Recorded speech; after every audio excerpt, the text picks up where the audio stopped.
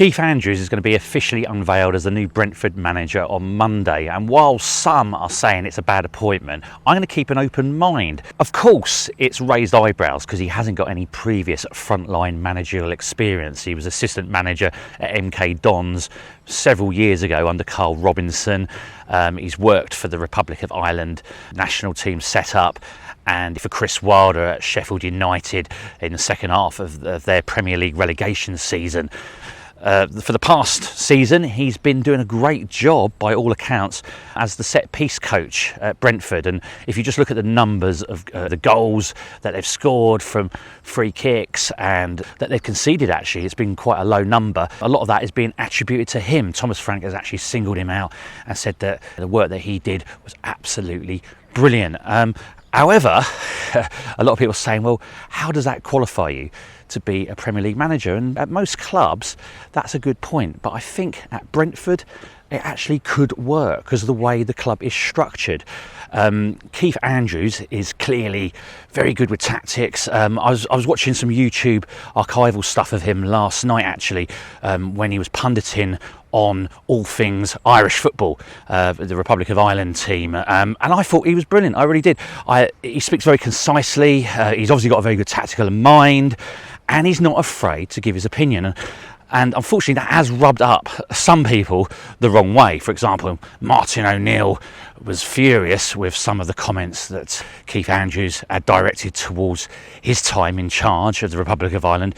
And Roy Keane has come out and said something recently as well, very outspoken about Keith Andrews. However, they've both got axes to grind. When you're working as a pundit, like Keith Andrews was, I think it's important to have an opinion, show your personality and a bit of passion. And for me, he ticked all those boxes. He literally was calling a spade.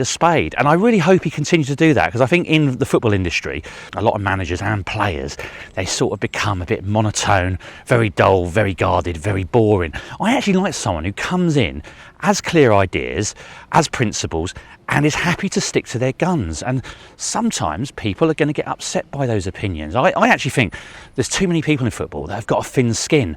So it's refreshing to have someone like Keith Andrews who's not afraid to rock the apple cart. Now, of course, Brentford's been a well-oiled machine for some time now. For the last decade, they've barely set a foot wrong in terms of their recruitment, the way they've moulded together teams, obviously their managerial appointments. I mean, no one really had heard of Thomas Frank when he took over from Dean Smith in the Championship, although Thomas Frank had actually had frontline managerial experience in Denmark, so was somebody who actually had experience already. This is going to be the big challenge for Keith Andrews. He's taken over a team that's obviously been successful for the size of the club, but they're going to lose a lot of players. This summer is going to be a real challenge for them. So it's going to be down to the recruitment guys, who have been absolutely fantastic. They invest so much money in the data-driven recruitment policy. They do a lot of work on development and learning. And I've spoken to people who actually know Keith Andrews really well, people that have played with him and actually observed him as well. He's not just been doing the set pieces at Brentford for the last year, he's been doing a lot more. And if you ask Thomas Frank, he'll tell you how valuable he was last season, not just in set pieces, just his insight into the game. I like how he speaks. He's very clear, he's very concise, and he speaks with an air of authority. Now, of course, he hasn't had that experience, so you can't really judge him until the season gets going, but it could work at a club like Brentford. The only thing is, because he's sort of outspoken, will that rock things a little bit at the club? Everyone's different. There's not just one right way to do things, and if Keith Andrews is a bit outspoken, doesn't suffer fools gladly, I haven't got a problem with that. Can Premier League players deal with a straight talking Irishman? Well, they're going to have to, aren't they? It's going to be an interesting ride, and let's see how it all ends up. Obviously, the recruitment's going to be the key this summer for Brentford, and let's hope for their sake that they get it right. A lot of people are saying it's a £200 million gamble. They could end up back in the Championship. They're one of the bookies' favourites to go down.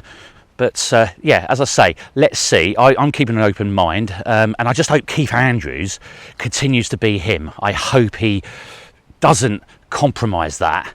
The only thing perhaps he's got to be careful of is not to be too stubborn. So don't be stubborn in the way you want to play. Be prepared to be adaptable and pragmatic. But I'm actually quite excited, and I'm looking forward to seeing how he gets on.